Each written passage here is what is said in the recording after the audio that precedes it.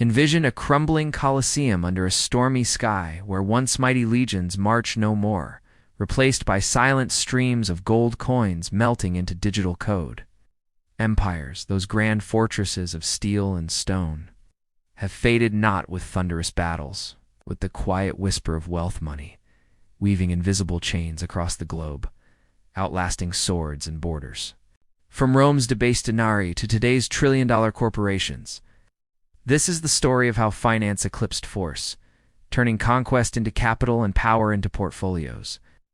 But how did currency become the ultimate crown, reshaping the world without a single siege? Our tale begins in the twilight of antiquity, where the Roman Empire sprawled across continents, its might sustained by tribute and trade.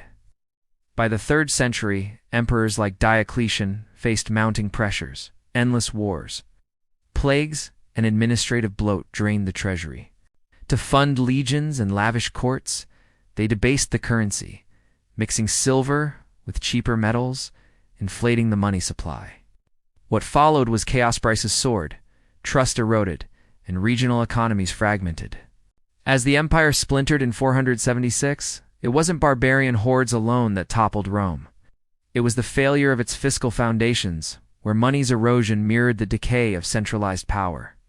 Yet, from these ashes, new seeds of economic empire took root, far from the Mediterranean's ruins. Centuries later, in the canals of Amsterdam, a revolution brewed not in palaces, but in counting houses.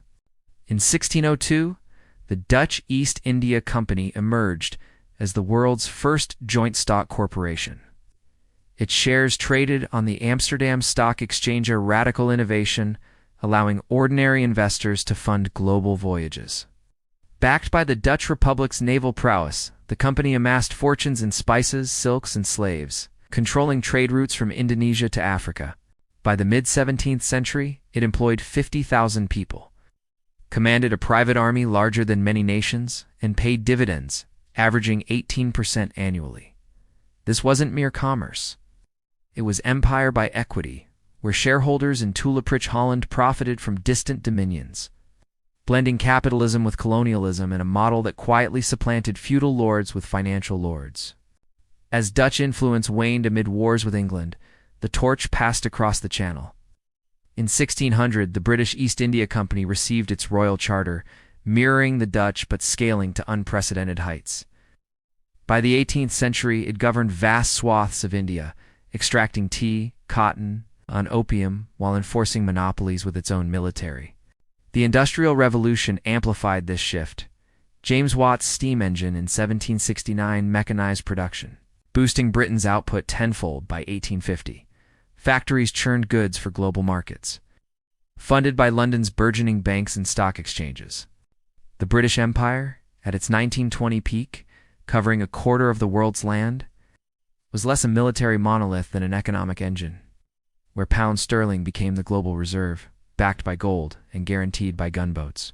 Yet, even as Victoria's realm expanded, the seeds of its undoing lay in the very wealth it amassed. Debts from world wars and rising nationalism exposed the fragility of imperial finance. Have you ever wondered what truly rules the world? It's not armies or kings or even governments. It's something far more subtle and far more powerful. This is the story of how cold, hard cash quietly conquered the globe, overthrowing empires from within. This is the silent revolution. For millennia, power was seized through the sword. Empires were built on conquest, their borders drawn in blood. But this method was messy, expensive, and unstable. A new form of power was emerging, one that didn't need soldiers or fortresses. It needed only one thing: trust. Money, a shared belief in the value of a piece of metal or paper, began to rewrite the rules of human civilization. It allowed strangers to cooperate, trade to flourish, and societies to grow in complexity, laying the groundwork for a world where wealth, not warfare, would determine destiny. The Roman Empire, the mightiest power of the ancient world, wasn't brought down by barbarians alone. It rotted from the inside, its currency crumbling to dust. Faced with immense military costs and political instability, emperors began a desperate, short-sighted policy: currency debasement. They mixed cheaper metals like copper into their silver coins, stretching their budgets but destroying public trust. People started hoarding old, pure coins, while the new, diluted money flooded the market, causing rampant inflation. As the value of their money evaporated, trade collapsed, taxes became impossible to collect, and the economic glue holding the empire together simply dissolved. Rome's fall was a brutal lesson. Fiscal irresponsibility is as deadly as any invading army. In the 17th century, a new kind of empire was born, not on a battlefield, but in a bustling Dutch port. The Dutch East India Company, or VOC, was a revolutionary concept. It was the world's first publicly traded company, a behemoth of commerce with the power to wage war, sign treaties, and establish colonies. To fund its colossal voyages, the VOC sold shares to the public, creating the first modern stock exchange in Amsterdam. For the first time, ordinary citizens could own a piece of a global enterprise.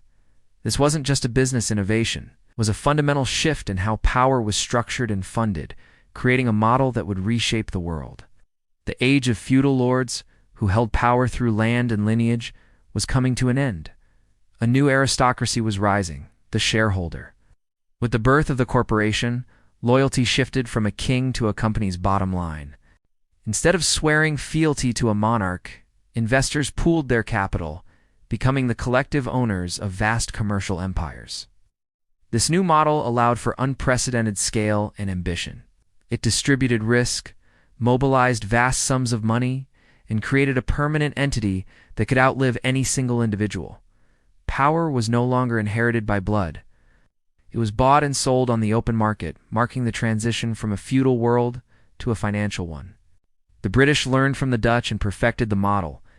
The British East India Company began as a humble trading venture, but grew into a quasi-governmental force that controlled the fate of millions.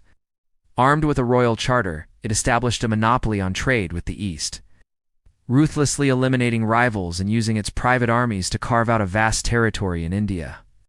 The company's immense profits flowed back to its shareholders in London, funding Britain's rise as a global superpower. It demonstrated a terrifying new reality. A private corporation could effectively colonize a nation. Its directors wielding more power than princes, its ledgers dictating the course of history.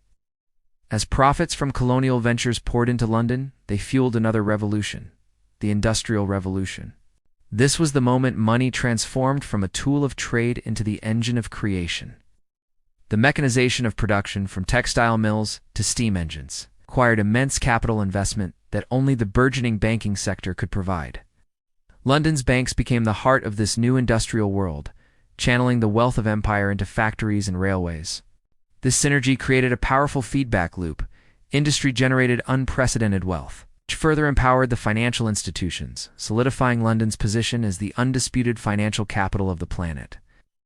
For a century, the world ran on British time and British money. The pound sterling, backed by the colossal industrial and imperial might of Britain and the gold standard, became the world's first true global reserve currency. International trade was settled in sterling, and nations around the globe held it in their reserves as a benchmark of stability. This wasn't just an economic convenience. It was the ultimate expression of power. The British Empire didn't just rule the waves, it controlled the very flow of global capital.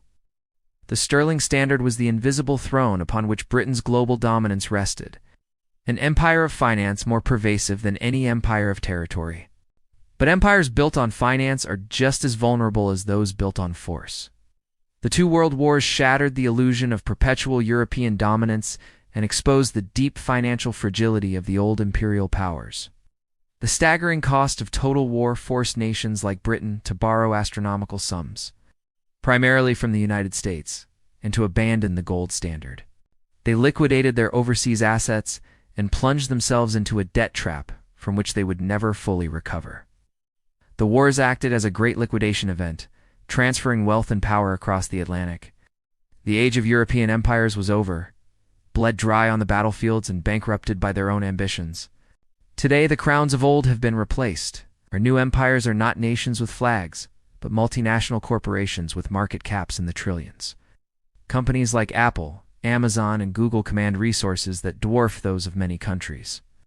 They operate across borders, influence global culture, shape political discourse, and command the loyalty of billions of consumers. Their decisions on supply chains, data privacy, and technological development have more impact on our daily lives than the policies of many governments. They are the new sovereigns, their logos, the new flags, their quarterly earnings reports, the new decrees. We live in their world, whether we realize it or not. So where does that leave us? We live in the shadow of an invisible throne, a world order defined not by armies or ideologies, but by the relentless, silent logic of capital. The great game of empires continues, but the players have changed, and the battlefield is the global market. The forces of finance, from currency fluctuations to stock market volatility, are the new tides of history, shaping our present and defining our future in ways we are only just beginning to understand. The revolution was not televised, it was capitalized, and it's not over. In the quiet corridors of power, a shift has occurred, so profound, yet so subtle, that most of us never noticed. The age of empires, defined by flags and armies, has given way to a new dominion, one ruled not by conquest, but by capital. This is the story of how money quietly staged a coup, redrawing the world map not with ink, but with dollars and cents. What if I told you that a single company holds more cash than most nations? In 2021, Apple's cash reserves soared past $200 billion. That's more than the foreign reserves of countries like Germany, Canada, or the United Kingdom. This isn't just about wealth. It's about power. A corporation with this kind of liquidity can move markets, fund ventures on a national scale, and operate with a financial autonomy that was once the exclusive domain of sovereign states. The traditional balance of power, where governments stood unchallenged, has been fundamentally altered. The scepters of kings have been replaced by the balance sheets of corporations. The sheer scale of today's corporate giants is difficult to comprehend. We've entered an era where companies are valued not in millions but in trillions. The first company to hit a $1 trillion valuation was once a fantastical headline. Now it's a club with several members. Consider this. The Dutch East India Company, at its peak, was worth an inflation-adjusted $7.9 trillion, an almost mythical figure. Yet today, companies like Microsoft, Apple, and Nvidia are racing toward valuations that, while not quite there, are already reshaping global economies. Their market capitalizations exceed the GDP of all but the wealthiest nations. These are not just businesses, they're economic superpowers, with influence that ripples across the entire globe. But this power isn't just passive wealth, it's actively wielded to shape the world we live in. These new sovereigns don't need armies to influence policy, they have lobbyists. In Washington, D.C. alone, corporate lobbying is a multi-billion-dollar industry. Companies spend vast sums to influence legislation, regulations, and tax codes, ensuring the rules of the game are written in their favor. This isn't bribery in a trench coat. It's a sophisticated, legal, and highly effective system of influence. When a corporation can effectively co-author the laws that govern it, the line between a market participant and a sovereign entity begins to blur. They are not just playing the game, they're designing the board. The old empires built their power on controlling trade routes, the arteries of global commerce. The British Empire, with its naval supremacy, commanded the seas. Today, the new empires control the arteries of digital and physical logistics. Amazon doesn't need a navy. It has a global network of fulfillment centers, a fleet of cargo planes, and an intricate last-mile delivery system that can bring almost anything to your doorstep in hours. This logistical empire rivals the scale and efficiency of history's greatest trade networks, like the Silk Road or the colonial spice routes. Control the flow of goods, and you control a vital part of modern life. Amazon isn't just a store, it's the new infrastructure of consumption. At the heart of this new world order lies a single currency, the US dollar. After World War II, the Bretton Woods Agreement established the dollar as the world's primary reserve currency, the bedrock of international finance. Nearly every major commodity, from oil to gold, is priced in dollars. Over 60% of all foreign bank reserves are held in dollars.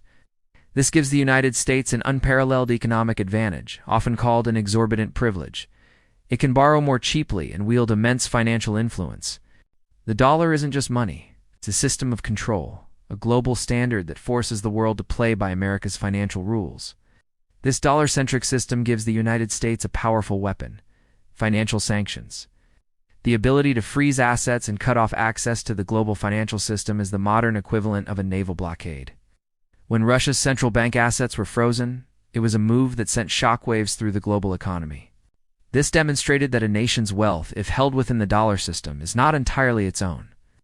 It's a stark reminder that in this new era, economic warfare can be just as devastating as military conflict. Access to capital is access to power, and being denied that access is a form of modern-day siege.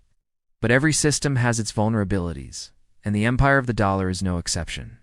The rise of cryptocurrencies, while still nascent, represents a philosophical challenge to centralized financial control. It's an attempt to create a decentralized system, beyond the reach of any single government or institution. At the same time, the world is undergoing a massive resource shift. The transition to green energy means that the power dynamics of oil-producing nations might wane, while countries rich in lithium, cobalt, and rare earth minerals could rise to new prominence. The geopolitical map is being subtly redrawn by the very elements that will power our future. Amid this flux, a multipolar financial world is beginning to take shape. Emerging markets are no longer content to be passive players in a US-dominated system. China has been actively promoting its currency, the renminbi, for international trade. But the quiet contender is India.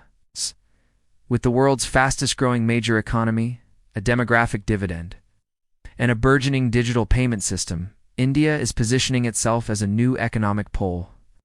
Nations are increasingly trading in their own currencies, slowly chipping away at the dollar's dominance. This isn't a dramatic collapse, but a gradual, deliberate diversification away from a single point of failure. Despite these challenges, the dollar's throne remains secure. For now, its dominance is protected by powerful network effects. Because everyone else uses the dollar, it makes sense for you to use it too. It's the default language of global finance. Paradoxically, America's massive trade deficits also reinforce the dollar's role. The US buys goods from the world, paying in dollars, which then flood the global system and are reinvested back into US assets. It's a self-perpetuating cycle that is incredibly difficult to break. Dethroning the dollar would require a coordinated global effort and a viable alternative, neither of which currently exists. So here we stand, in an era where the maps of old have been overlaid with a new, invisible geography of wealth and influence. The great game of empires has not ended, it has simply changed its form. This was a quiet coup, executed not on battlefields, but on stock exchanges, in boardrooms, and through fiber optic cables. Power is no longer just about territory or military might. It's about controlling the flow of capital, data, and goods. The lines on the map still matter, but the real power now resides in the markets that operate across them, a silent empire of money that governs us all. Thank you for watching. If this story made you think, consider subscribing for more deep dives into the forces that shape our world.